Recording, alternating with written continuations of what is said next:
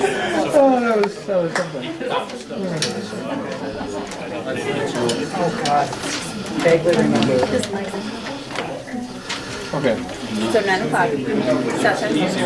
I'll be around. So What do you have planned? it's going to be me and another tourist, and we're just going to wander and be minstrels. Great. Right now we have 4 entries. All right. So I said we're going to get 10, then go we're ahead. going to people. Yes, now.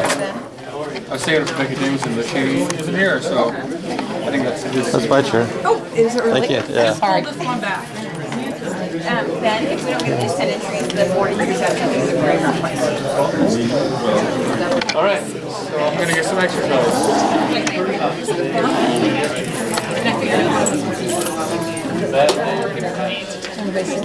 I'm sitting there. Hi, Nancy. Nobody likes the front seat. Sounds like church, though. Who are you hiding from? Me? You're doing a bad job of this. I'm not hiding. I'm just squeezing it.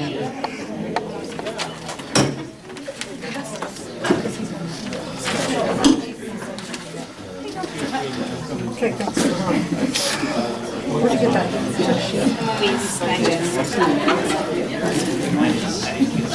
So, when you are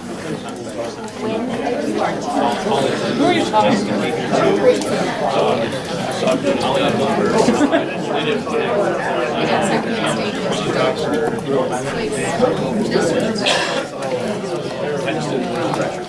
Before we get started, could anybody that has cell phones, etc., please turn them off or turn them to vibrate so they do not disturb our meeting, if you would, please. I'd like to welcome everybody. It's 7:30 right now, and recognize the open meeting and location of the Open Meeting Act and poster right back there. And let's have roll call. None. Yes. Oshner, yes. Shelkoff. Yes. Fillmore. Yes. Donovan, absent. Jacobson. Kleinschmidt. Yes. Lightline. Yes. Lillard. Here. We're going to declare this a declaration of a legal meeting, that this regular meeting of July 11, 2011 be declared a legal meeting. I need a motion. Roger? Second by Mark. Comments? Roll call. Jacobson. Lightline. Yes. Oshner, yes. Shelkoff. Yes. Fillmore. Yes. Donovan, absent. Kleinschmidt. Yes. None. Yes. Lillard. Yes. Excuse absences, that the board excuse the absence of Mr. Donovan during this July 11, 2011 regular meeting. Need a motion? So. Dennis? Second by Mark. Roll call? Fillmore. Yes. Lightline. Yes. Shelkoff. Yes. Donovan, absent. Jacobson. Kleinschmidt. Yes. None. Yes. Oshner, yes. Lillard. Yes. Yeah, we've got a couple different groups we're going to recognize tonight. The first one is the girls' state track team, and one of the smallest teams in Class B that won the girls' state championship this year. And so I'm going to introduce head coach Nancy.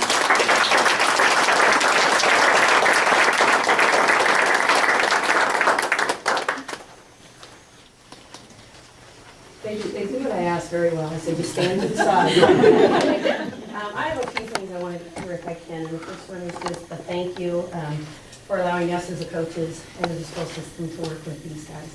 Because I know you have many choices to make, and sometimes as coaches don't always do exactly what we're supposed to do at the right time, at the right way. But I do thank you guys for allowing us to do that. You don't hire us to win state championships. But when we do, it's just frosting on the cake. Our job is to make them strong men and strong women, and this is an example of what we have over here. So we do thank you guys for that. I'm going to go through it real quickly for you. Track, at the end of the year, we get great recognition in the paper, but sometimes it's nice to have people walk up to you and congratulate them, and I know many people have done that. So we're going to kind of go through the season just a little bit with these guys. There are 17 events in track and field, for those of you that didn't know that, but we went to state in 11 of those events in Class B. We medaled in 9 of the 11 that we went to state, and that's kind of unheard of, which is really nice for us. We won 2 of the events. Final score at the end of the day, on the second day, we had 56 points. Beatrice 44, and then was Seward and McCook. And if you look at those schools are a lot larger, like Mr. Norrell said, than what we have. In Class A, there are 33 schools. In Class B, there are 65 teams, and out of that, we are 63rd out of the 65 teams. The highest enrollment, Omaha Roncalli, and Omaha Duchenne, if you notice the word Omaha, that's who we're going up against. They have 667 is their enrollment figure that they give for their 3 classes. We had a whopping total of 146, so we were 3rd from the bottom. So this year was kind of about the Hoosiers going into the state meet. And it's amazing that a lot of people knew about our school. Class B, looking at next year, we've already looked at the enrollment figures, and that's pretty much already set. They haven't decided if we're Class C or not, but we have. We've counted all the way down, and it looks like we will be Class C. And I can tell you from the state meet, toward the end of the second day, people would come up to me and say, "Are you B or C next year?" Because B is tickled that we may be leaving, and C was a little downtrodden that we may be entering their ranks. So how do you come about a state championship? I want to go through a few things because it doesn't happen overnight. A lot of you in here, I know I've called you each individually to work the summer track meet for 10 years. And these kids, I'd say every one of them has either worked the summer track meets for 10 years that we hosted here, or they participated in it. So this started so long ago that this is the rewards for it.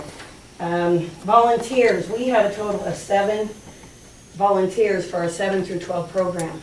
Track again, 17 events. How do you cover them all? We have Glenn Lenger, who volunteers in the pole vault, Michelle Evans in triple jump, Richard Evans volunteers for junior high pole vault, Tony and Donna Bean, they're there every day, volunteer any way they can. Brandy Conway helps with the junior high, Elise Henricks helps with the throws. So we could not do this without all the volunteers that we have. And again, that is the community, the positive nature of the community. I've been told, oh yeah, Fillmore Central, that's a track school. And that makes us feel good. You know, a lot of places will say you're a volleyball school, you're a basketball school. You don't hear you're a track school very often. That's usually the lowest sport on the totem pole because it's hard. But it's exciting to know that people will say that. I do want to take the time though right now to thank the coaches because Coach Verhaeg is here, Coach Parcher is here, Coach Bolton is the throws coach. And again, we don't focus on winning. We focus on, they're good people and they want to develop the kids. They focus on the kids. And when you do that, good things happen. And I think they're a testimony, so I do want to thank them publicly. Parents, good gravy. We have great parent support. When people show up at 6:15 in the morning, parents drop them off for practices, to go swimming, to go do whatever. Saturday practices, can't go to the lake because they got to go practice first. And then they go on their weekend stuff. So parents are really, thank you a lot in supporting our decisions. Sometimes we do have to discipline small things. The parents, you've been very supportive, so I want to thank that. Mr. Rose and Mr. Norvell, yeah, we screw up sometimes. I mean, sometimes those forms don't get in on time, and sometimes I might try to get out just a little bit earlier than I should to go to a meet or whatever. But thank you for the policies. Thank you for backing us up whenever we need you. School board, we love the new track. Thank you. I think every one of these kids has gone out and just kind of walked on it because this is soft. So it's a healthier thing for us to be on, and I know the community is going to appreciate it also. Kansas Relays we were able to go to this year, and again, thank you, school board, because again, it's another little piece of the puzzle to get to a level of state championship. To see those kids compete against some of those other schools, it was incredible, and I know it's a memory that they will have. I know not everybody probably is in the same political battlefield as Hillary Clinton, but when she says it takes a village, this whole school system helps these kids. It isn't just us. I mean, when we go to the state track meet, I've said several times to different people, they could have gotten themselves there, they could have driven themselves, gotten there on time, checked in the motel, gone to their events, gone to eat together. They didn't even need us because the quality of the kids that we have now. And that means from the English teachers to the other coaches, to the male sports, to whatever. It is the whole school system that works with these kids. We just reap the benefits of it in our sport. So again, testimony to them. Our boys program right now is up and coming, and that was so exciting. I like to see that the girls and all of the coaches were excited for the boys, because they put in their hard times. In Class B, our boys are struggling a little bit. So Mr. Verhage has taken them a long way, and so you're going to start hearing some noise about that. Next year, looks like we are going to be hopefully in Class C. So the plan is, I know in the back of their heads, they're going through what possibly could we qualify in, and hopefully we'll have a big bill by the end of the year for the motel rooms and stuff like that, because it looks like we could have another good year. Last reflection on this year, this season was bigger than us.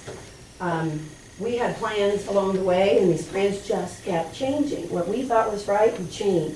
Something else would happen, somebody get injured, okay, we have to change. So the whole year seemed to be bigger than us by the time that we got to the state meet. From the first day that we got our t-shirts to the end, when we're in the slow heat of the mile relay, the last event, and they almost pulled it off and lost the championship first place of the mile relay by 1/10 of a second coming out of the slow heat. It was like eerie things were happening for these kids, and I truly believe that's because good things have happened along the way. They're good people. They've done the right things. So end result, we've enjoyed the frosting on the cake. It wasn't the plan the whole year. You know, you take whatever you get, but in this case, the kids did a great job. If you want to talk to any of them, say anything, or if any of you guys have anything to say. Any questions? We just have their names, I'm not familiar with. Okay. Go ahead. I'm Lindsay Malone. I'm Krista Scott. Maggie Malone. Heather Browning.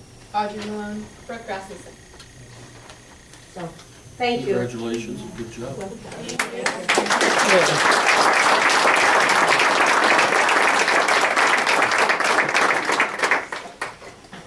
Mr. Klein, could you introduce the,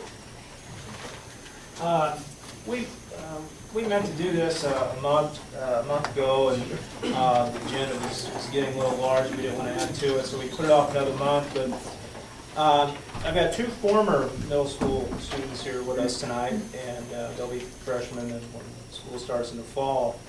I've talked to you several times over the past 2-3 years about our Triple E program. It's a program that our 8th grade students are eligible to participate in. It's voluntary.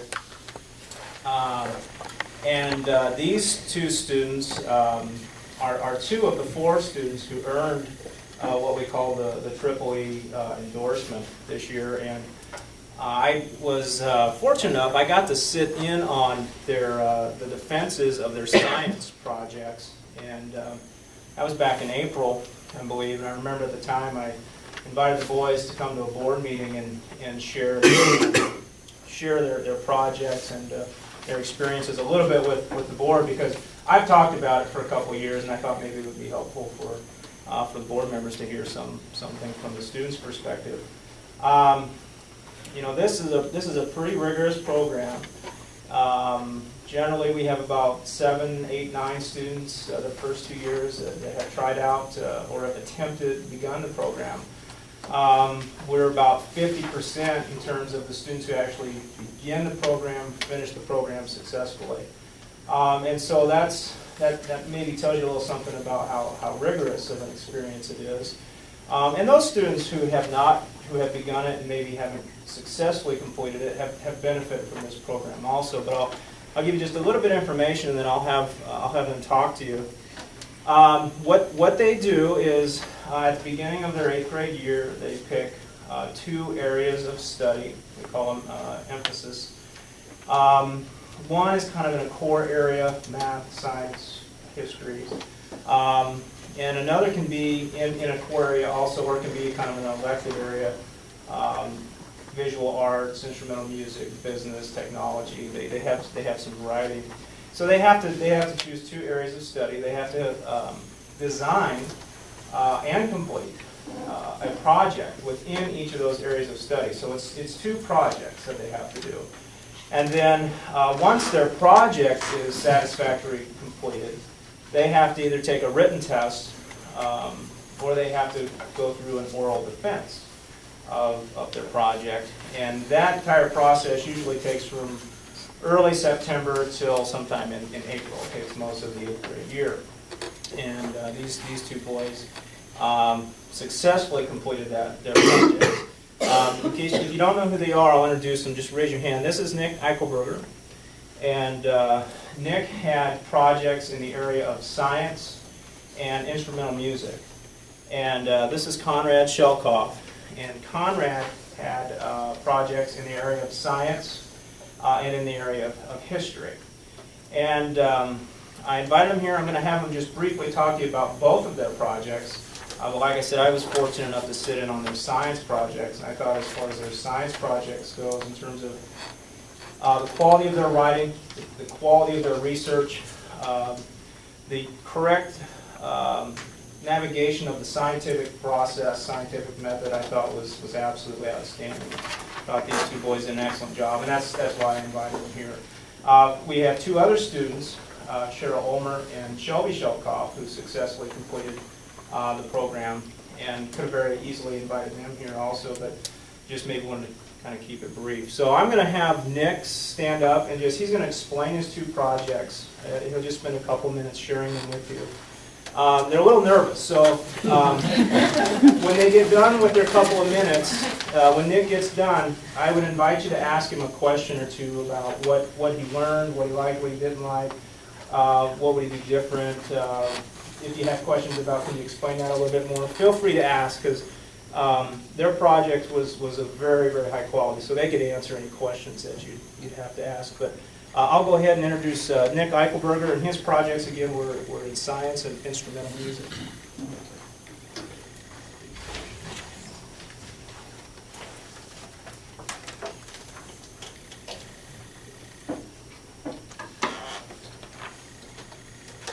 Tonight I would like to share with you the projects that I completed. As Mr. Klein announced, it was core and elective. For core, I did science. I decided to do a research and write a research paper on the International Space Station. This paper included information about the parts of the International Space Station, their function. I also wrote about the experimentation that was being done on the space station. I concluded my paper with facts about how space exploration has I concluded my paper with facts that prove how life on Earth has benefited from space exploration. I also built a model from wood, metal, and paper.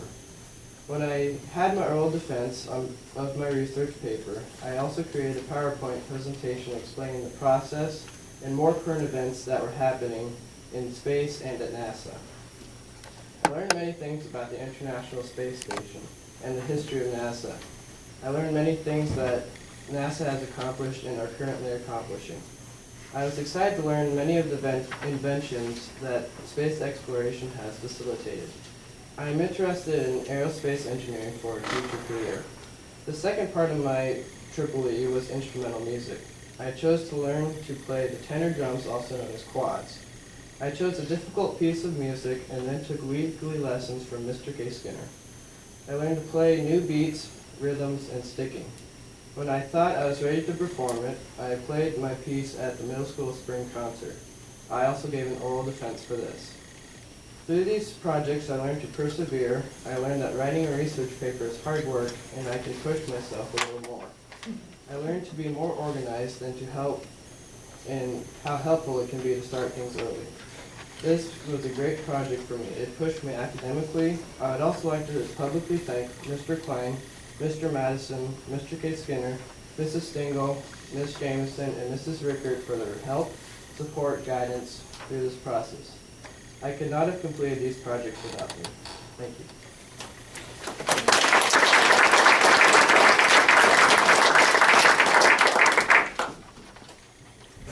What's your thoughts on the United States downsizing our space program? There's a lot of workers there that are doing a great job.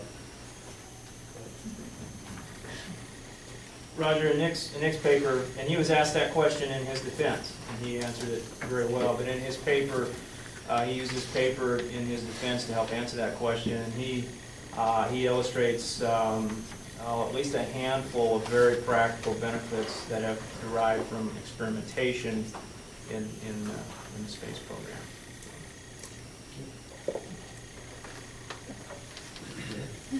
Okay,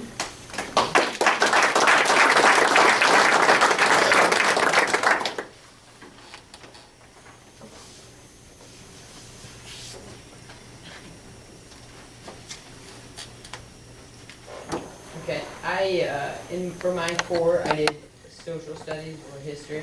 And for my history, I did it over my grandfather, and I did it over his accomplishments in the farming industry for the last 50 years. And I just did a big paper on him because he has Alzheimer's now, and it was just a good way to give back to him. And when writing this paper, I wrote a research paper, and I learned how to write a research paper and how to correctly use grammar and how to bring in all your thoughts and put it into one big paper without making it choppy or anything. And then I did an elective experiment, and I did it over clubworm fungus. It's a disease in sheep that you can catch easy, and I picked 3 different variables and a control. And my 3 different variables were just like a cream, a liquid, and then like a spray. And in these, I just figured out which one could kill it the fastest and the most effective. And I also had a control just to see what was the best way to get it done. Do you have any questions? What causes the fungus? You can get fungus caused from when you shear them. It's called lanolin. It's the natural defense in their body, and when you shear that and soak them down, they lose that, and then it's easy to pick up diseases. So it's from lamb to lamb, not lamb. Yes, from lamb to lamb. Any other questions? Did you learn a lot about your grandpa by doing this paper? Yes, I learned more than I knew before. He's quite a guy.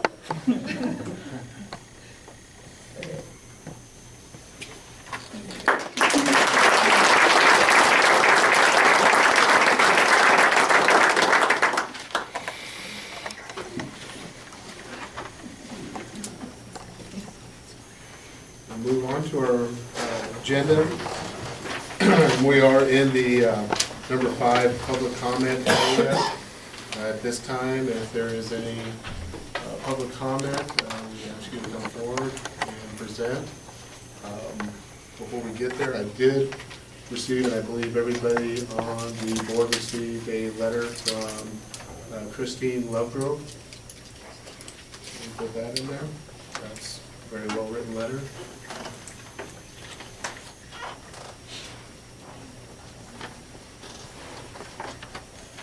Yes, sir. I'm Nancy Meyer, and first of all, I want to say I think it's a wonderful testament to this community that so many teachers and students are here tonight, because it shows how much they care about the education that the teachers provide and that the students receive, and I think it's commendable. I was hired as the Geneva Support Services Cooperative Administrator in 1980, and in that role, I attended these board meetings for over 20 years.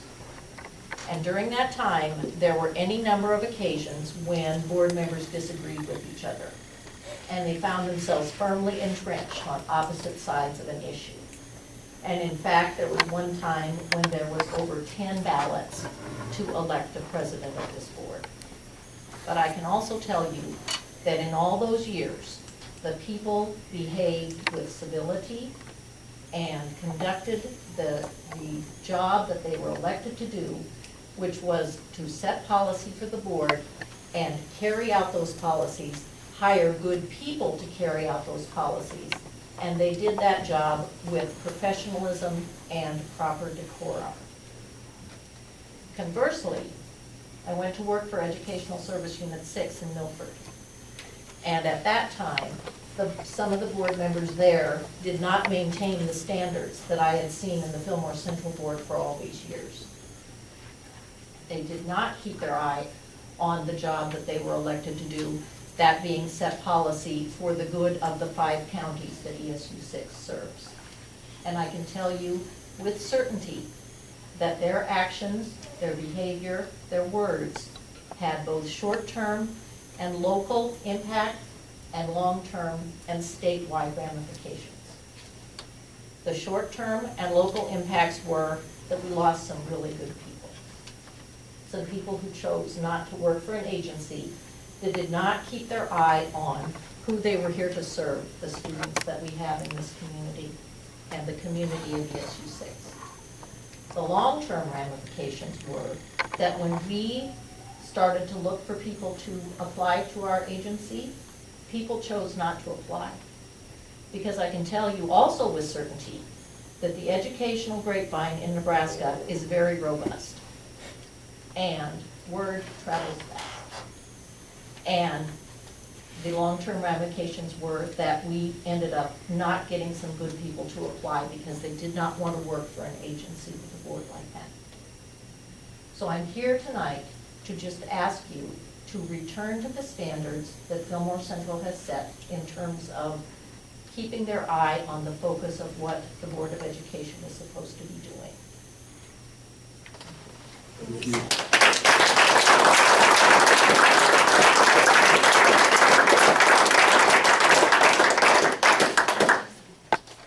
Any other comments?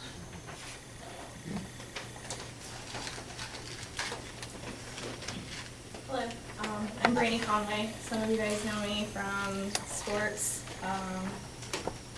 I work at the sheriff's office. I volunteer Girl Scouts, all kinds of things. I got invited here tonight by a couple of parents because I, as a military personnel, I've been in the military for 14 years, and I'm a parent of 3 children, 2 of which will be in the school system this year. I fought for 14 months in a country where those kids didn't have a choice. They got to go to school maybe. They didn't have anyone standing up for them. And I think this school system, I'm on both sides of the fence here. I'm a strong believer in the VFW, the American Legion. I fought for those rights to be there. But I fought for those rights where my school gets to make the decisions for my children that nobody else can. There's 2 sides of the story, and everyone just needs to understand there's 2 reasons for everything. And whether everyone can get along with it or not, I think there's been entirely too much money and time spent on some of these decisions. Whether you think it's right or wrong, I mean, it's not up to us. It's up to these people. It's up to everybody. So I think everyone just needs to, 1, get along, let it go. It's been going on for almost a year now. It's ridiculous. I don't think any apologies need to be put out there. Both sides need to just drop it. I have 1 new child coming into the school system this year. In Fillmore Central, I grew up in Ashland Greenwood, and I love Fillmore Central. This has been like the best area. I've made so many friends in the 4 years I've been here, and this community is great. This is really tedious. It just needs to go away. That's all. Thank you.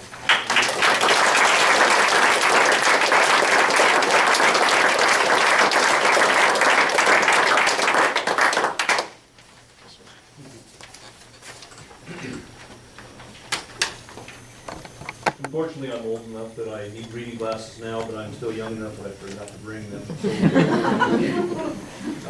For those of you that don't know me, I'm Clark Popper. I have 3 children in the Fillmore Central School System. And I'd like to address the Fillmore Central School Board on a few topics. The first of one, which was resurfacing of the high school track. I want to thank the school board for approving the resurfacing project last fall. It was completed here about a month ago. I was amazed at the difference in the track surface after the new layer was applied. The new surface is soft, will cut down on leg and back injuries, which has been a problem for our student athletes in the last couple of years. I know a couple of your children, daughters actually have suffered those.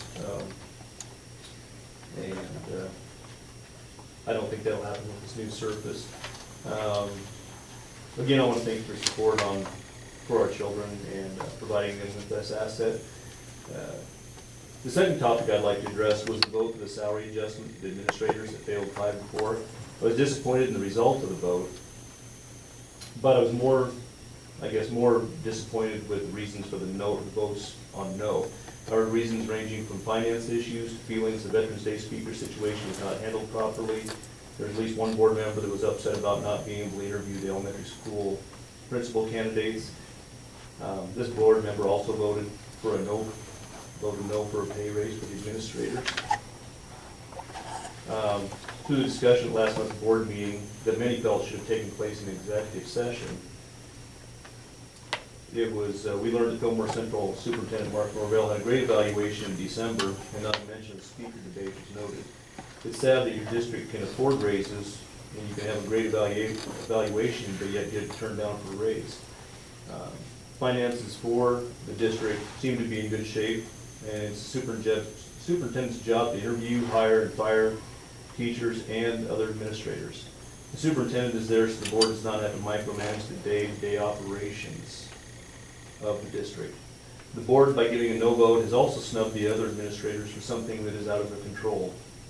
The message that was received by the public, administrators, and individuals that could be applying for their positions next year is that the board will cave into a minority that is critical of one decision, and the board will not leave their personal views outside the boardroom. This kind of goes back to what Nancy was talking about earlier. I've seen it happen too, not in school systems, but in companies.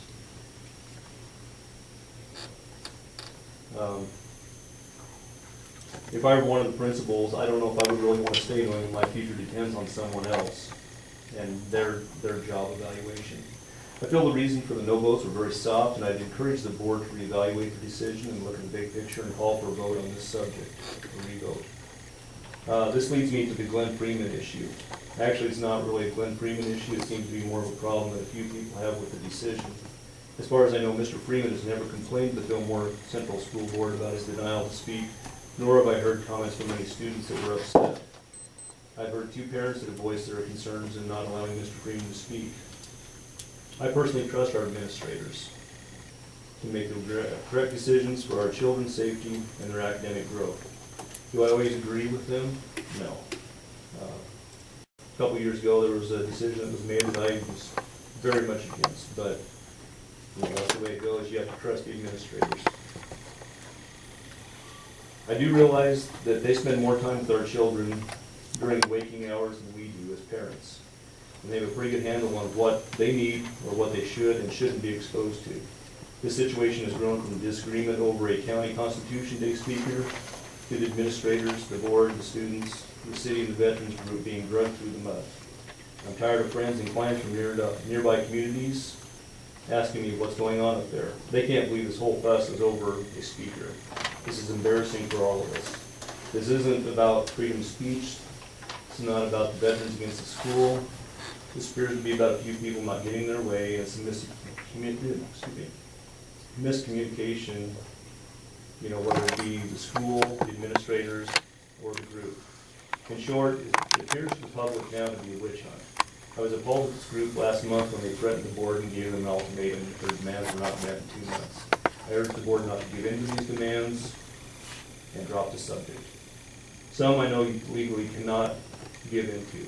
I listened to Mr. Freeman speak on July 3rd in Geneva and found nothing harmful in his presentation. But with the information that our administrators had received at the time, I feel they made the right decision. I tried to listen to some of Mr. Freeman's other speeches on YouTube. For some reason, the volume would not work. All I could see was him standing up there mouthing words. So I called a friend of mine who's actually shared the stage with Mr. Freeman on several occasions and states he knows the Constitution from front to back. He's a very genuine fellow. Mr. Norvell did not make this decision against the veterans. He made the decision for the students. I've also heard from my children that Eric Williams did a very nice job speaking to the students on Veterans Day. They seemed very satisfied with what he said. I'd rather the school district be a little conservative on allowing speakers rather than letting everyone speak and not knowing what you're actually going to hear. If Mark Norvell feels that he did nothing wrong, then there's nothing to apologize for. When you apologize in public, you're admitting you were wrong in public. And that can come back to haunt you because it becomes part of the public record. It's not fair to ask someone to admit this to calm the situation or get rid of it. The item that we have forgotten in this calamity is the students.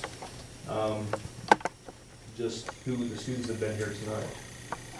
Why do we have administrators, teachers, and the school board? It's about the school district. The school district was founded to assure the personal growth, well-being, and education of the children. I feel the board's time should be used more for assisting the staff and administrators in such areas as financial matters, drug and alcohol, education, facility improvements, career development, rather than having to discuss the issue about the speaker any longer. My hope is that everyone involved will take a step back and look at the situation and see how small of an issue this is in the grand scheme of things. I understand that many people on both sides have some very strong feelings, but we must move on. I feel the school district is quite a bit better in better shape since Martin Gravel was hired. I'm also very sure the campus in Fairmont is in better shape with Mr. Klein there than it was in the past. As far as the high school, I've only had a child in high school for 1 year, so I really don't know, so I'm not going to comment on that. I ask everyone involved in this situation to leave their egos, agendas, and vendettas at the door when they enter the board meeting so we can get back to being the great school district we are.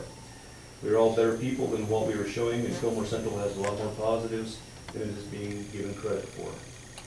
We as a district have so much to be proud of: finances, low tax levies, speech, one act, mock trial, the band, athletics, the list goes on. So let's focus on the positives, put this behind us, work together, and be the great community we strive to be.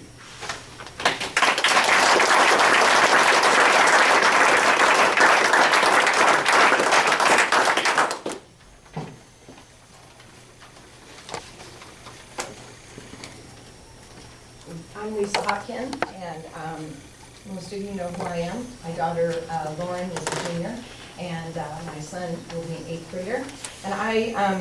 And much of the things that I wanted to say have been expressed by these people here also. And I just wanted to let you know that I'm proud for my children to be in this school district. And I went on the Nebraska School Board Association website and pulled off a little article that they had on there from the American School Board Journal from March of 2011. And it talked about 8 traits of effective school boards. And so I'm just going to read those 8 traits for you. What makes a board effective? High expectations, clear goals, belief that all children can learn, focused on achievement, collaboration and communication, data savvy, goals and resources aligned, team leadership, and team training. And so I just want to say that as a business person also, we have hired at least 6 professionals into our hospital. And one of the things, some of them don't have any children yet. 2 of them will be getting married soon. One of the things that they look at is what do we have in our community, and one of the things is our school. And to be strong as a school district is important to them, and I just want you to keep these goals in mind and what makes you an effective board.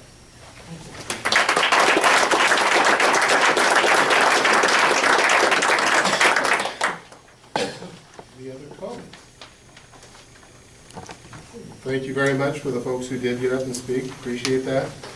We'll move into number 6, reports from administration.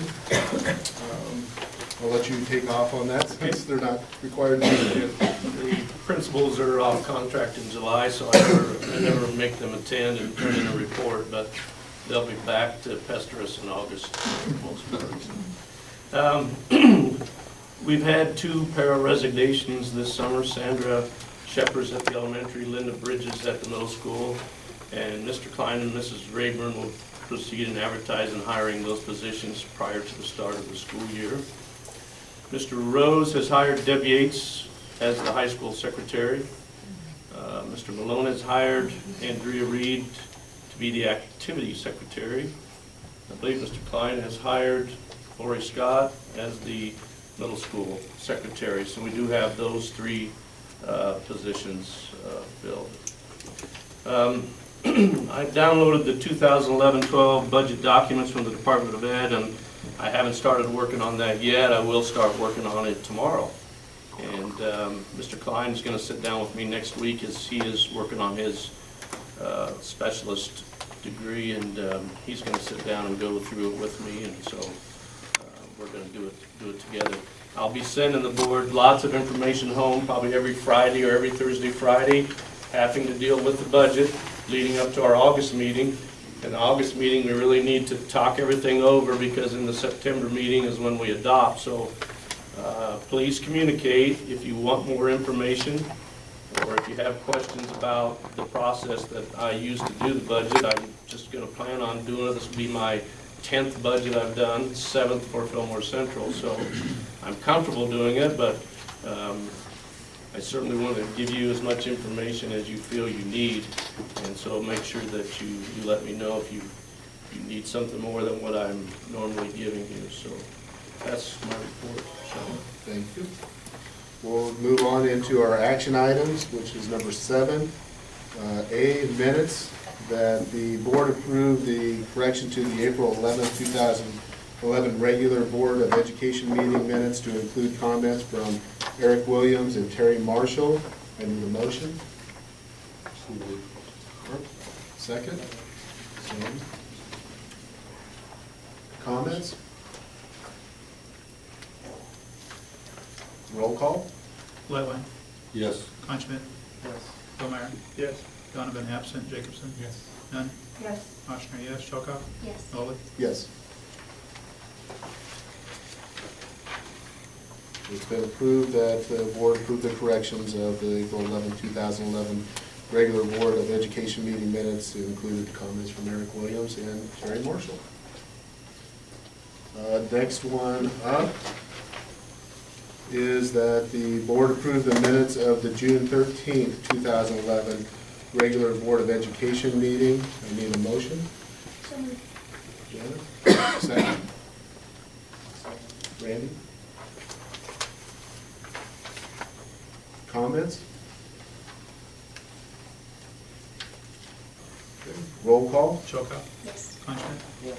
Donovan absent. Jacobson. Yes. Lightline. Yes. Nunn. Yes. Ochsner, yes. Billmeyer. Yes. Nolan. Yes. Next up is our B, financial reports. That the board approve the financial reports as presented. Need a motion? Okay, second? Okay. That the board approve the financial reports as presented. Any comments? Roll call? Ochsner, yes. Jacobson. Kleinschmidt. Yes. Lightline. Yes. Nunn. Yes. Shelkoff. Yes. Billmeyer. Yes. Donovan absent. Nolan. Yes. C, we have the general fund claims, that the board approve the general fund claims in the amount of $313,324.41. No motion. Mark? Second by Janet. Comments? The largest bill in there, $205,280, is our third quarterly ESU bill, and there'll be one more bill in August that kind of wraps up the end of the year. Won't be as large as that one, but we pay them in 4 quarters. Any other comments? Roll call. Lightline. Yes. Shelkoff. Yes. Kleinschmidt. Yes. Nunn. Yes. Ochsner, yes. Billmeyer. Yes. Donovan absent. Jacobson. Nolan. Yes. D, school improvement fund goals. That the board approve the school improvement goals as presented in the June meeting by the School Improvement Committee. Need a motion? Mark, second. Dennis? Comments? Roll call. Lightline. Yes. Billmeyer. Yes. Nunn. Yes. Ochsner, yes. Shelkoff. Yes. Donovan. Absent, sorry. Jacobson. Kleinschmidt. Nolan. Yes. Been approved that the board approve the school improvement goals as presented in June by the School Improvement Committee. Next is E, 2011-2012 miscellaneous charges schedule. That the board approves the 2011-2012 miscellaneous charges schedule as presented. Need a motion? Second. Sure. Do you have a second? Comments? Roll call. Nunn. Yes. Shelkoff. Yes. Ochsner, yes. Billmeyer. Yes. Donovan absent. Jacobson. Kleinschmidt. Yes. Lightline. Yes. Nolan. Yes. We approve that the board approves the 2011-2012 miscellaneous charges schedules as presented. F, middle school principal contract. that the board approve increasing the middle school principal's contract by 10 days beginning August 1, 2011, from a 2010-day to a 20-day contract to, it should be 201. 210-day contract. 210-day. 2010. To a 220-day contract. So moved. Okay. I'll second that. Listen, Junior like that. Janice, second. Motion by Dave. Comments? Yeah, stuff like this is, we're gonna try this, I guess. Because our elementary is what, 0.7 or 0.6, is this something we can try for a year and look at it again next year? I guess I'm considering modifying the motion to make it a 1-year sunset, and next year vote on it again since we're expanding the days. Well, you can vote to alter the contract any year, any change. I don't see that it will change, but yeah, you can vote to. This is just for this year. This is just for. These are all contracts. Right. So this would come back up in March again next year. Yeah, normally we do it in March. We normally do it in March. We, reducing the elementary principal contract to 0.7 is going to put more of a load on someone, and Mr. Klein is being asked to do that, and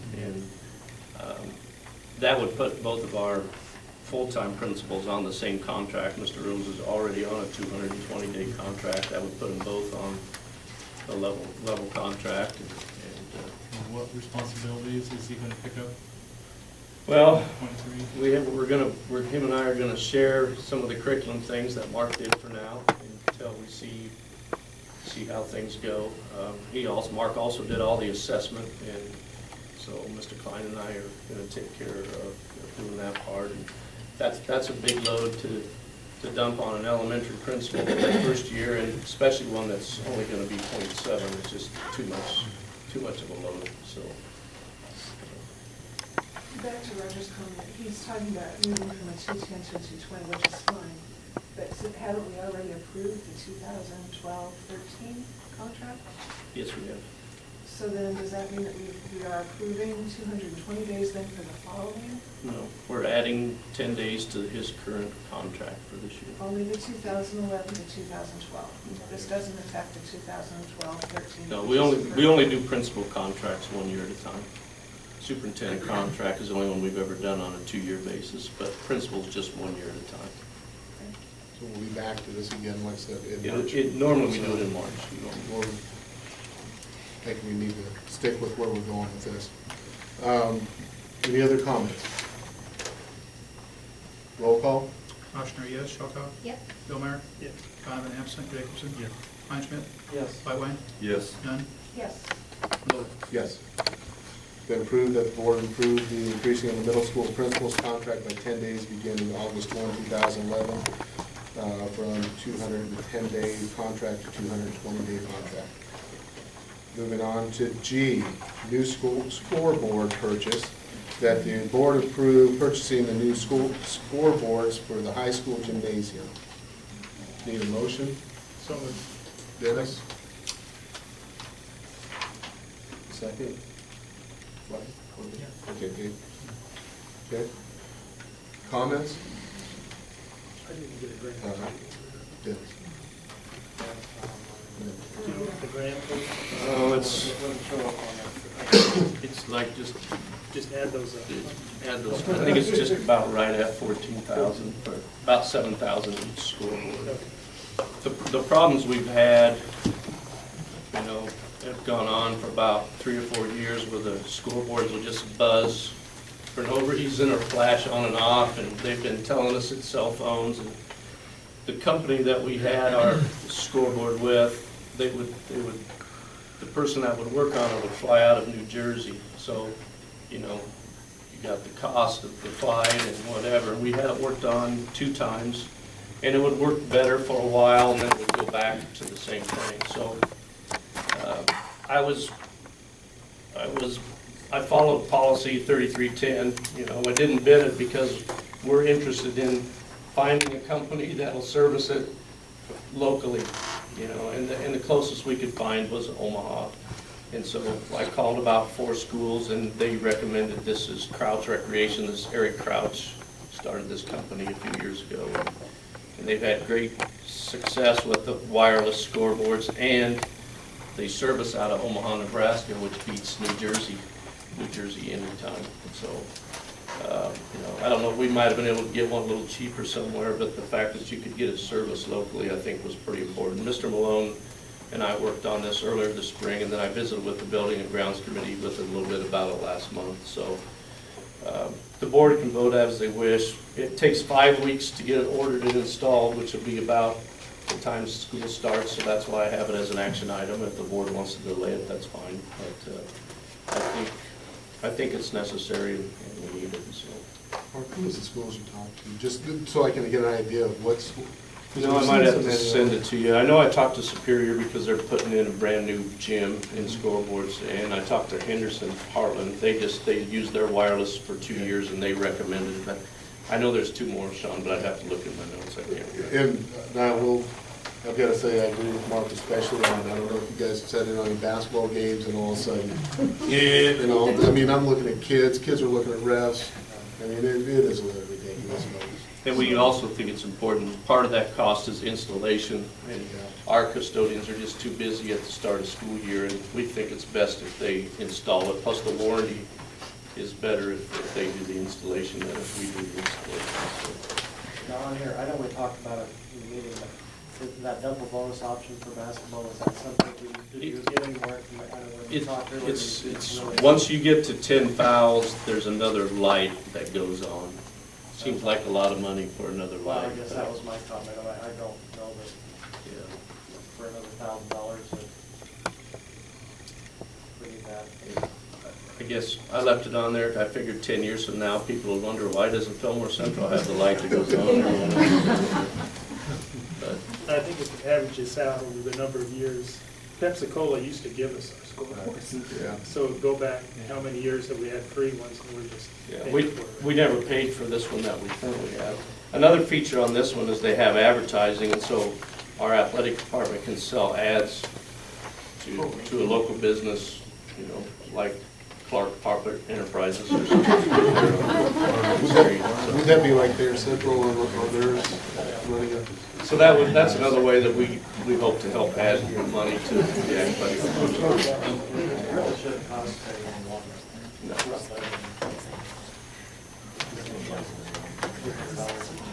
And it'd be different if ours was working.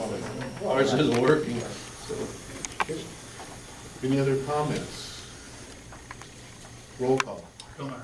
Yes. Oshner, yes. Showcroft. Yes. Donovan. Absent. Jacobson. Fleischman. Yes. Lightline. Yes. None. Yes. Lowick. Yes. The new school board, or the board approves the purchasing of new scoreboards for the high school gymnasium. Number 8, we are now into our discussion items, and these may require executive sessions at times. A, review and consider the items introduced by Eric Williams. And it has 3 statements down there. Apology to the American Legion Post 68, Department of Veteran Affairs, and Glenn Freeman. 2, allow Geneva Legion and VFW to have speaker of their choosing at school Veterans Day program. And 3, to comply with Open Meetings Act to facilitate change in the way the school board meetings are conducted, to be the same as Fillmore County Board and Geneva City Council, open to the public where citizens can place items on the agenda. And then, I'm sorry, that's it for the A. Any comments?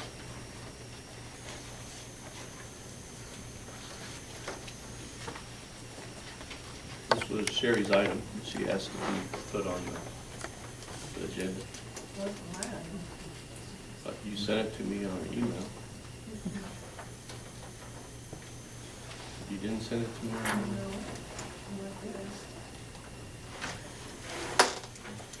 Do we want to make this an action item, folks, for next month? No. One no? No? No? We're going to be discussing policy in the next month or so. We already have an apology to Glenn Freeman, apparently. Folks, do you want to just let this rock right now? Okay, this is done. That's it.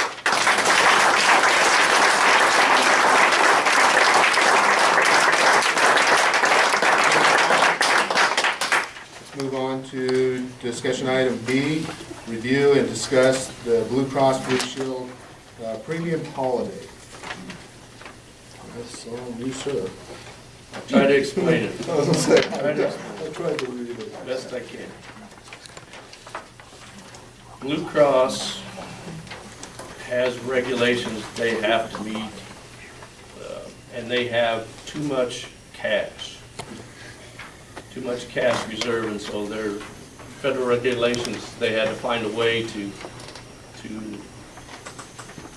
eliminate some of their cash. So what they've offered to do is to create a holiday for school districts, that school districts in December do not have to pay their premiums in December.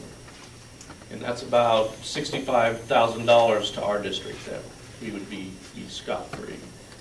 The catch is that you have to take Blue Cross, administrators get Blue Cross, teachers get Blue Cross, and then some of the classified staff gets Blue Cross. So it's savings across the board. It's not just any one group. But your largest negotiating group, which in our case would be the teachers, have to sign off on the agreement. I have signed for the board because I think it's a good thing, and the teachers need to sign. We need to do it by November 1st. The problem is when we negotiated a teacher settlement this year, that increase was, I don't know what it was off the top of my head. I was going to look it up before tonight and I forgot. But let's say it was $90,000. The increase from last year to this year was $90,000, 2.7%. So now the board is getting $65,000 back. The actual increase that they're paying for salary packages for next year is only $25,000. So, you know, I've just was visiting with Mr. Atkinson, who represents the teachers, and talking with superintendents of other districts who are having the same difficulty. The distribution of that money back to the school district has to be a negotiated item. I mean, there might be teacher groups that say, oh yeah, we're going to let the district have it all back. Don't think that's going to happen very often, but there might be. I know Dundee County, because I'm on the NSA board with Dallas Watkins, they settled on this issue by just, I think they gave every employee $250, and then the rest came back to the district. So regardless, you don't get the holiday if both the school district and the FCEA don't sign this agreement by November 1st. So our finance committee needs to negotiate some kind of a settlement with the FCEA on this premium holiday. Mark, I have a question. Regardless of the dollar amount settlement, do we have a mechanism in place to do that with our contracts? Well, or we have a problem with our no, I think we'd be okay. What you have to do is, we've already settled negotiations, so this would be a separate, either we reopen negotiations and add this back into it, which I don't think we should do it that way. Personally, this would just be a separate issue, and if we can settle that as a separate issue, then let's just settle it as a separate issue. If we can't, then we might have to reopen negotiations and go back in. But I think we can settle it pretty much as a separate issue if we can find a way to do it. I know, again, I've talked with Dundee County, they didn't, you know, they paid that. You still have to take FICA out of that money if you pay it back to staff, but you don't have to take retirement. I don't believe you have to do that. They called it a stipend or whatever. But I think, you know, I guess if we got some time here as patience evolves, I think it's best to find out what other school districts are doing or how they're accomplishing this and how they're settling this. So, Mark, would you look at this for, and I guess an ease to some of the taxpayers, because I remember with elementary school that there's a supply list, and you know, maybe that this year, instead of the supply list, that here you go, you know, the kids come into school, we don't have those types of things. I mean, I got teachers out here, I know that they can pull money out of their own pockets. to add to their rooms and stuff like that. Can that money go to stuff like that? Is that possible? Got to be negotiated. Okay. The Fillmore Central Education Association has to agree to whatever's going to happen to this money, or else we don't get the holiday and we just pay the $65,000 like we normally would, like we're going to do every other month for our health insurance. So it's got to be agreed upon, whatever we do with it. So it could be good news for the kids. And I don't, the supply list, no kid has to bring any supplies to school. The student fee fund, schools have to provide it for them. Those are suggested supply lists. You know, we have to provide supplies for all students, so. How many people? We have about 92 total employees, but that get Blue Cross Blue Shield, it's probably around 70, 65. But again, I think I'd be careful to give dollars to Blue Cross employees and nothing to the non-Blue Cross employees. I think, again, think about climate and think about getting along and working together in relationships. I think that's, you know, that's not something that we want to do. That's my opinion. But So if this is 100, that'd be 650 apiece. yeah, but you know what? I would hope that the association would agree that the board would get a savings for the district. I don't think all 65,000. Again, I'm giving you my opinion. I don't think all 65,000 ought to just be distributed to the people. I think that we need to bargain an agreement. It's really not a holiday for the board if they have to give all 65,000 back. Something's never happened before. Never happened. Blue Cross, this is poor management in my opinion, and I hope nobody's here from Blue Cross. But, I mean, it dumped the impetus all back on us. You know, 312 districts in Nebraska that have to try to make this decision, so it's kind of a difficult thing. But regardless, if we did nothing, we're just going to make the same payment we were going to make, but it's 65,000. I think we need to find a way to negotiate some kind of a size. Just a question, I don't quite understand how it all works, but is there a certain amount taken out of their paycheck each month that goes to Blue Cross? Only if they ask for extras. Basically, full single or full family, depending on their situation, is paid for by the district, and single dental. Sometimes they'll add a family dental, and that'll be taken out of their package. But I guess that's my question is, are they gonna get that, relief then too, or is this just the one? This is just Fillmore Central's end of it, or the employees? Right, no benefits are changing for anybody. They're gonna get the same health insurance no matter what, no matter what. And they're really getting, they're getting the same pay raise that we've already agreed to no matter what. Nothing's gonna change for them. So it's really $65,000 coming back to the district to save the district $65,000. But Blue Cross says, no, you have to work with your local association to decide, you know, does all $65,000 go to the district and none back to the staff? When your negotiated agreement, you said, oh, you get a 2.7% increase, but yet they're kicking back, you know, that amount of money. I can see it both sides, but regardless, it's something the finance committee is going to have to work through with the teachers association. And we have, like you said, I'd like to have it done before November, but. I wouldn't wait until October Yeah, 31 if we can help it, but. We'll just tell them that Blue Cross Blue Shield's been charging too much to have a cash reserve or a surplus. Probably what has happened, yeah. Well, they froze increases this year. They had no increase this year. It was the Is the same. school district one separate from like the other health insurance that Blue Cross Blue Shield sells? We don't sell Blue Cross. I think the school one is all by itself. Because I haven't heard of the other one having a surplus. I think it's too much money. No. And maybe it's because we have healthy teachers. And they're not using them. Yeah, that's it. We'll go ahead as a finance committee and we will meet next month before the meeting. I'll try to find out some more information. Okay. Any other questions, comments? Let's move on to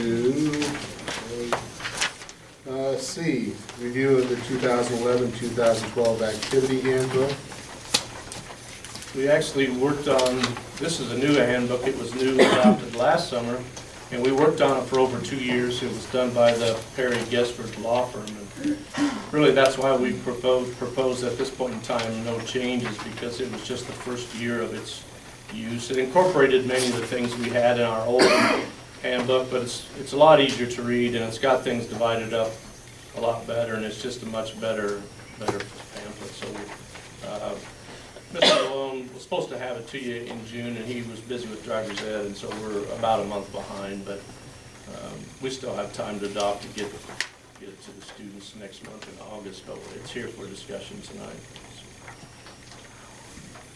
Session out of there? Yes. I have something, I mean, I think most everybody knows. The problem that I've had is in the drug and alcohol section, and it has nothing to do with drug and alcohol. It has to do with we're allowing our administrators and our staff to investigate kids on things that are outside of the school. We don't do it with anything else that I know of. We don't do it with texting, we don't do it with speeding, you know, all these things that are bad for them. We all know that drugs and alcohol are bad for them.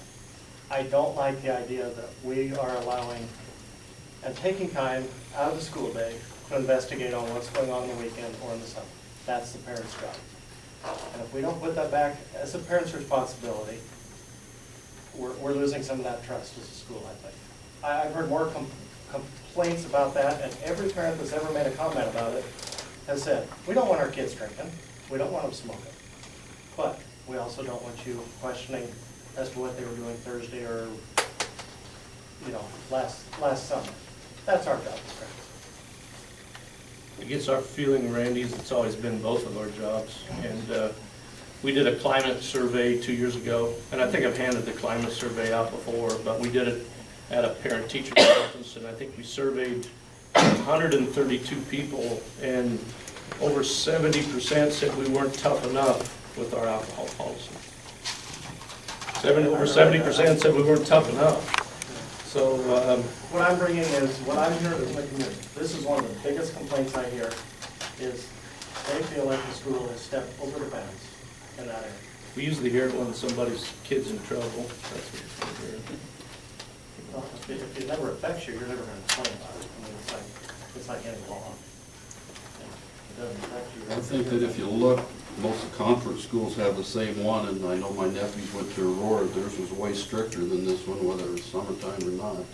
I'm just throwing it out there. I think I'm just hearing from a lot of people. You know, I want you know, everybody to understand that, you know, I'll support whatever the board decides. And actually, I don't. It's just a board. This isn't one of our board policies per se. It is. Once you adopt the activity handbook, I mean, it's not in our policy book. No, but none of the handbooks are in your policy book. Okay. I mean, I actually look for it to see, and that's why I was getting clarified as to. Yeah, I understand once the board adopts it, it is school policy, right? The thing that I have heard that kind of goes along with what Randy's got is that we expect our other students to rat out their friends. Now, I don't think that needs to happen within the school district or within the school day, pulling kids in and saying, what do you know? Well, again, that's part of the administrative procedure. Board sets the policy, and then the administrators enforce the policy. Again, it's just the complaints that have been voiced to me. I understand.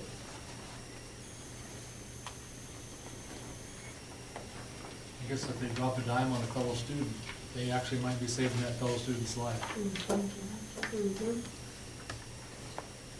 The thing is, here's where I'm at with it too, and I hear what Randy said, is I've heard the same things at times. But also, it's the same as when we went over the Facebook stuff with our teachers out there. If they've got alcohol, you know, on their pictures and stuff, in, was it New York City, Minnesota, they terminated staff, you know, for having stuff like that on Facebook. We're talking the same thing with our kids. You know, so, you know, I'm sorry, folks, I believe Facebook and all the rest of them are a dangerous little tool out there in life. there's some good to it, but I see more dangers than I do good out of the deal. So I'm standing for, let's stay with it. No, I think, Randy, a few years ago, quite a few years ago, I think some of our name administrators probably were a little rambunctious as far as being investigating, things like that. I will agree. I do think from what I'm hearing I from think that's parents a and stuff, carryover. I think it has Yeah. gotten better. Yeah, but it's, But I think like I that's said, I don't like the idea that we allow them to investigate things that go on in the summer. You know, to me, we overstepped the bounds. no, I don't think it's been abused in the last few years that I'm aware of. I agree. I think it has gotten better in the last few years. Yeah, just something to talk about though, that we're aware of. So I think it's something we need to talk about. Yeah, I appreciate, yeah. Bring up things that you hear. Any comments? Okay, we'll put this on an action item for next month. Next is review the future building project update. Mark's put something out to us here right before the meeting, an update. If I can find my own copy. All right, I've contacted quite a few architects, and the ones on your spreadsheet are the ones I've heard back from. And there's one correction, let's see, where's it at? Maybe you could correct it if you have a pen. Under Carlson West Provandra, pre-bond costs will be $2,500. He sent me his letter today. He told me originally when I interviewed him under $10,000, but he came back today with it'd be $2,500. So if you go back to maybe a month or two ago, what you'd asked me to do was to find out what the pre-bond costs were and the services that they would offer us, and maybe some of the schools they worked in, and I have that all on the right. And I think at the time I told you that I thought the pre-bond cost would be like, for most companies, between $8,000 and $10,000, and I think I was pretty accurate. You know, there's a couple of them on there, at least one of them that's pro bono. They don't charge anything if the bond doesn't pass.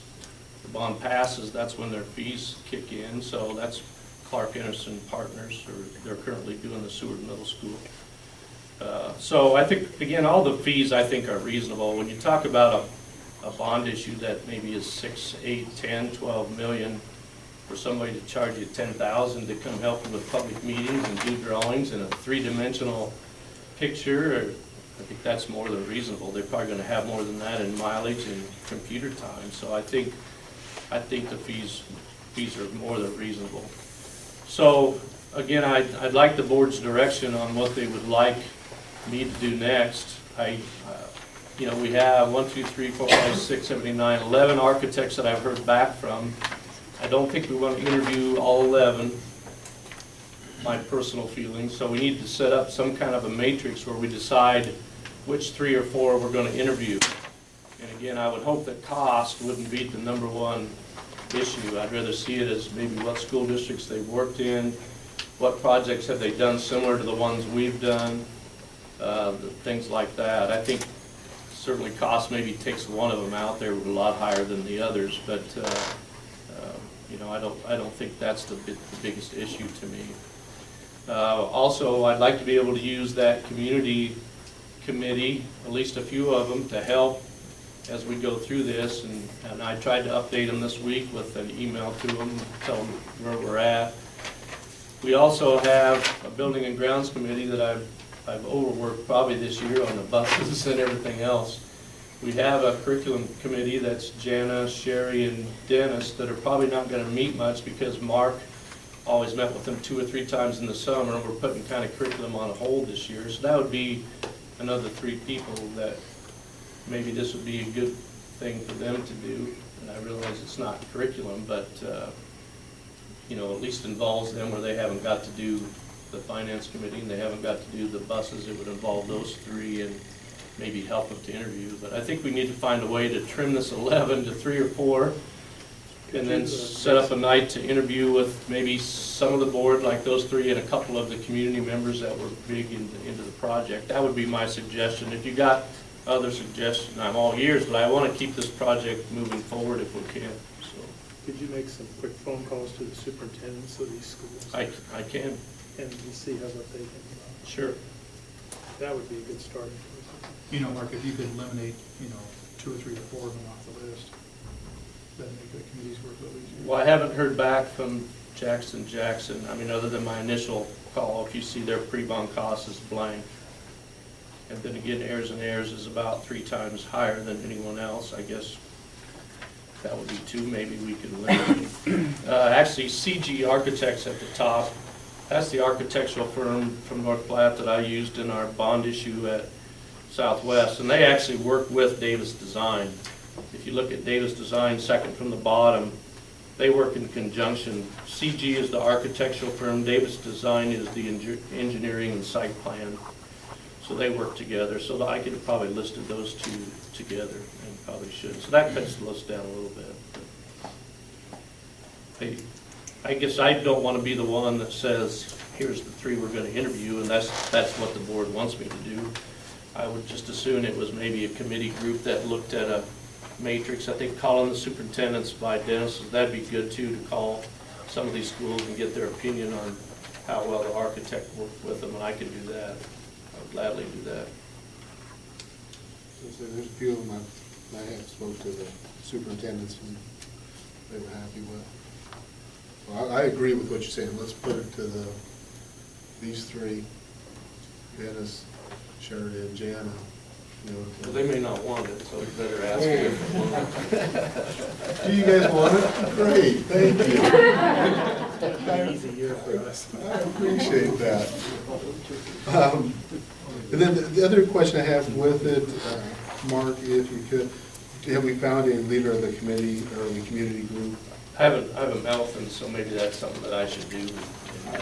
But I think if I talk to the committee, if they'll forward 3 names to work with our 3, then maybe, we'll find a silent leader out of that 3 or something. Well, I would say I personally, I would love to have you as the leader of it.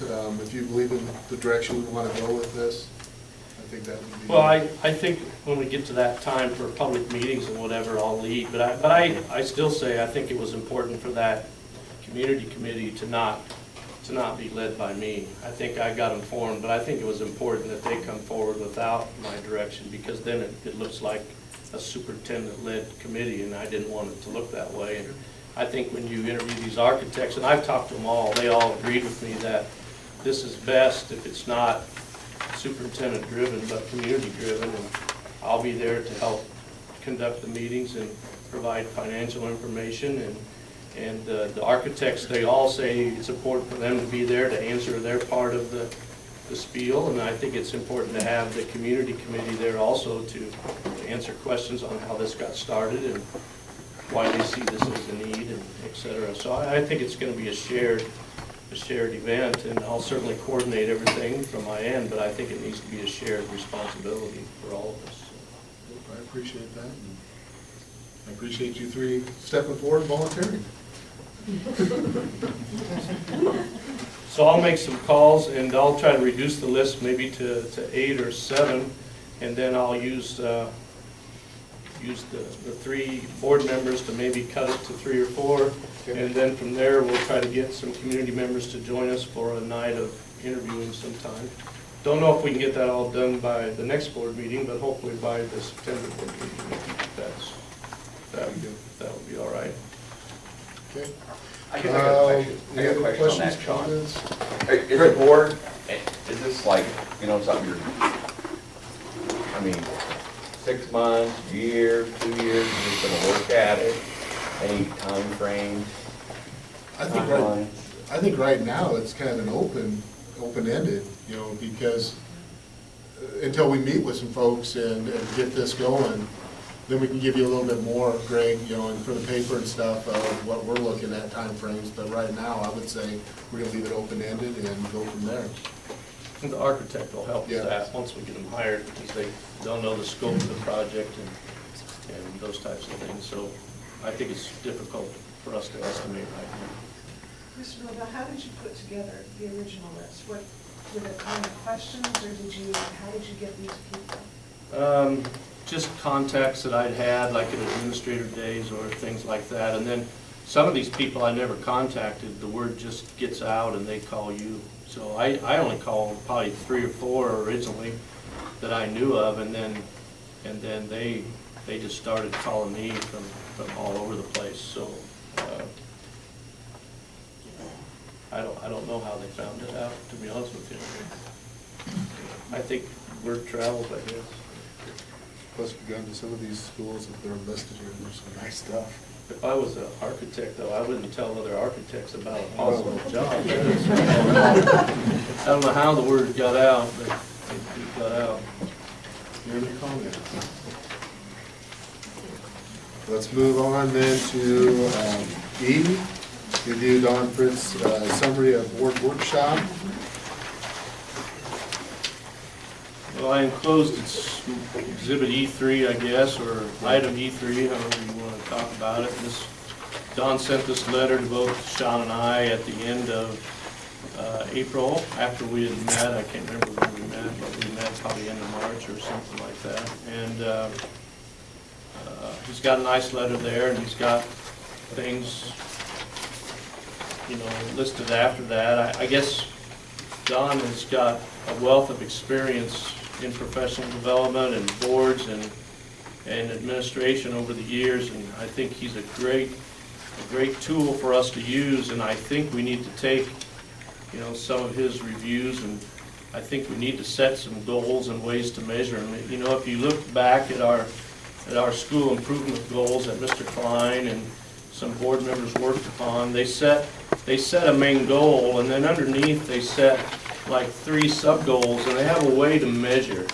They got a way to measure every goal to find out if they've met it or not, and I think that's really what we need to do as a board and administration, is to set a goal or sub-goals, but have a way to measure. How are we going to know if we've accomplished this goal? And maybe it doesn't get accomplished every year, but it should get accomplished over time. And I think he gives us some good insight. So again, I guess, I have some thoughts on it. I haven't put my thoughts down on paper, but I think that even in the board's own self-evaluation, I think we can incorporate some of that in here, and I think we can come up with some goals and some way to measure those goals, and to kind of move forward as both a board and administrative team, much like his team building exercise that he did for us back in March. And he would be glad to come out and assist us more.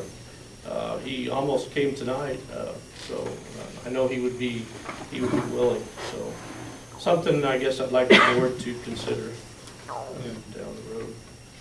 And I also put out to each one of the board members our goals that we had done the self-evaluation. If you look at our 3 goals and the list that we have underneath each one of those, they actually tie in very close to the Don Fritz retreat that we had. So I agree with you that we do need to look at these, and that was one of the things that I wanted to do when I came on, was we strengthen our goals on and where we're at with them. We wanted to look at them in July. Have we been meeting these goals? Have we been adding to that? Have we been working at them? I started doing just a self-checklist, and if you guys could take these and maybe next month look at an action item and just kind of look at, or I guess I don't even know if it'd be an action item, just setting up a time that we can do another retreat, and maybe even invite Mr. Fritz in at the cost to do one more retreat coming up here in August, September. So that's something to chew on and think about too. Well, I think we can keep it pretty simple. I think Don identified 4 themes, and I think if we just set a goal in each theme and how to measure it, and again, incorporate it maybe with the board's evaluation of itself back in November, but I think if we just take, each theme and set a goal and how to measure it, I don't think it would be very difficult. For example, under his critical themes, if you look, I think it's next to the last page, he's got board team building, and he listed a goal: improve team building for board members, and here's how you measure it. How much participation do we have in professional development activities, of which there's about 40-some activities during the year offered by either NASB or other things. And, so maybe we maybe we make a simple goal that every board member participates in at least one professional development activity. I think it would be fairly simple for us to set a goal and to do that. Communication. And that's one of ours under goal 3, attend one professional conference per year as board education. So I think we're all on the same page with that one. I think we expect our staff to, so we have to also. And I think there hits several things in there. It's board policy, also hits about the building and grounds, going through each building and looking at buildings. I think those are all critical things that we as a board need to be looking at.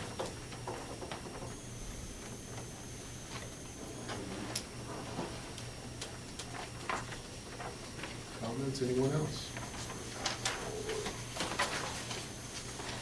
We'll work together and, get with Mr. Fritz again?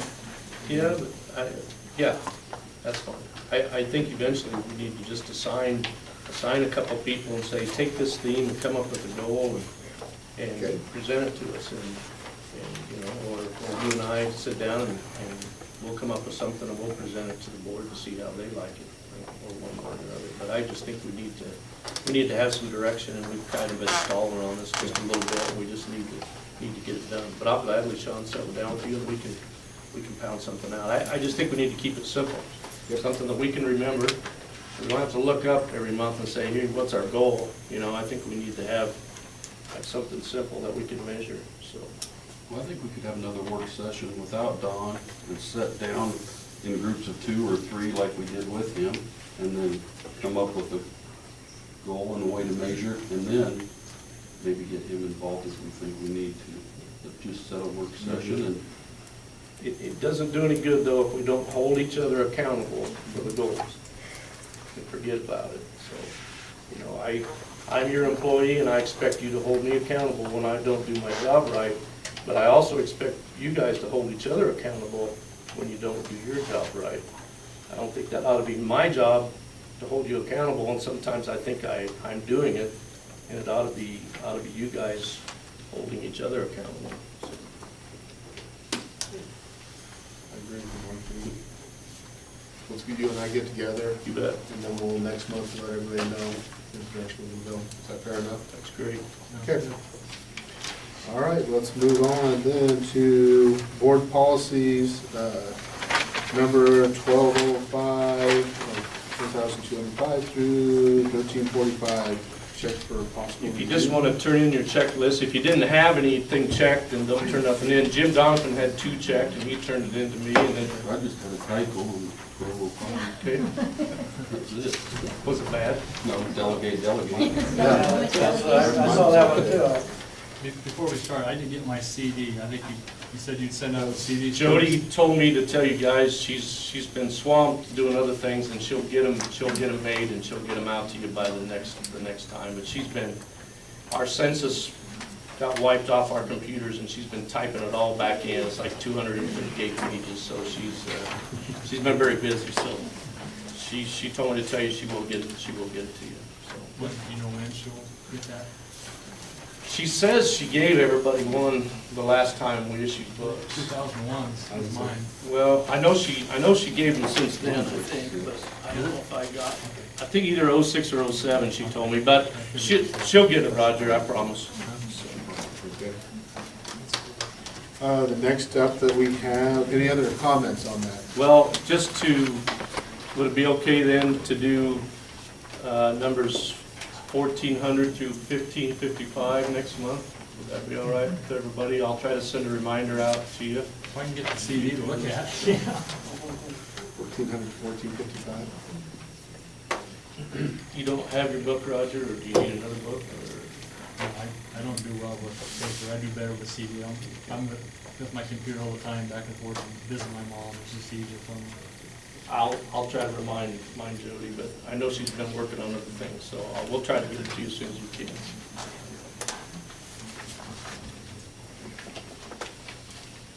One thing about that CD, you can do a search on a subject, and you can actually go to another policy, which is pretty handy. Cross-referencing. Yeah, cross-referencing really easy with the CD. Okay, we're on to G, review and consider new board policies, 4,000, point A, 5100, 5110, 6252, and 7350. Each one should be in your packet. The first three are just replacement policies. They'll replace what we currently have. The student attendance policy, I'm going to keep on discussion for at least another month because, again, I haven't got to meet with the principals on it, and they may want to change or offer to change some language for the board to think about. So I got it now because, again, these come through the Perry Gesford firm, and they send them to ESU 6, and ESU 6 distributes them to us. So the first three would just replace policies that we already currently have. 5110 has the new early kindergarten enrollment and some changes on maybe shots and some things like that. They're with the new excessive absenteeism policy that we have to send in every month. That's the change in the student attendance policy. But I want to make sure that the principals don't have any concerns with it before we adopt that one. And then 4,000.A, we already have a non-discrimination policy, but this is the new one that the federal government wants everybody to have. So now the last two, concussions was a legislative bill, and so you have to adopt a concussions policy, and so this is the one that Gesford recommends. And then service animals, this came from a lawsuit where the school denied a handicapped person to have a service animal at a ball game, and the school district lost in court, so the attorneys are saying that we need this policy to say that you gotta allow them to have, unless it's, something that's, I don't know if they might list some possible exceptions, but I don't think we would deny anyone from having a service animal anyway. So.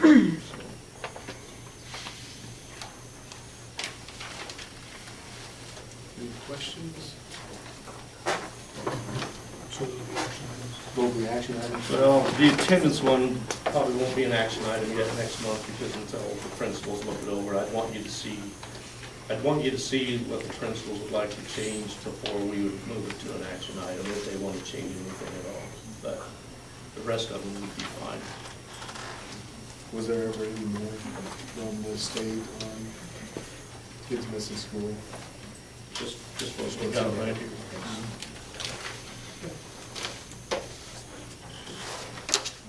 Any comments, questions?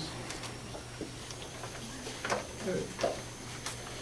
The last one is next board meeting, Monday, August 8th, 2011 at the high school. Would it be possible to move to have the board meeting 1 week later on August 15th? The only conflict, there is a 7 o'clock freshman laptop orientation that evening. So that would be me and you and Jana and Jim for sure, right? How long does that take? No, that's Rita. That's also Crystal. But, how long does that take? I'm guessing it probably takes a half hour. I mean, we could start at 8 if we wanted to. The reason we'd like the 15th was just because we just don't get enough bills in, and we like to clear the fiscal year the best we can, and so the 15th would just work better for Lynn as our bookkeeper. And if we can make the 15th work, I don't care when we'd want to start. I'll be here at 7:30. My wife will go to the orientation, but if Jan or Jim would like to do the orientation, or Sean, I'm okay with starting at 8, whatever the board would like to do. That way we can handle the 15th. But we gotta make sure, folks, because that's our third one, we can't. So. Shouldn't be the snow. Huh? Shouldn't be the snow. Oh, geez, where do you got to do that? Okay, 15th then? At 8 o'clock? You want to go at 8? Jana, do you want to go at 8? It really doesn't matter. We'll make it work. Is 8 o'clock all right? Is everybody going to forget and come at 7:30? You want 7:30? When go to orientation? No. It doesn't matter. 8 o'clock's good. I think you ought to be at your laptop. Okay, 8 o'clock. On the 15th. Okay, last one is number 9, adjournment, that this regular Meeting of July 11th, 2011 be adjourned at 9:02 p.m. Need a motion? Dennis, second? Sure. Comments? Roll call. Schillmeyer. Yes. Hunt. Donovan, absent. Jacobson. Yes. Kleinschmidt. Flightline. Yes. Ochsner, yes. Showcross. Bullock. Yes. Okay, thank you, folks. Thank you for everybody that attended and also spoke.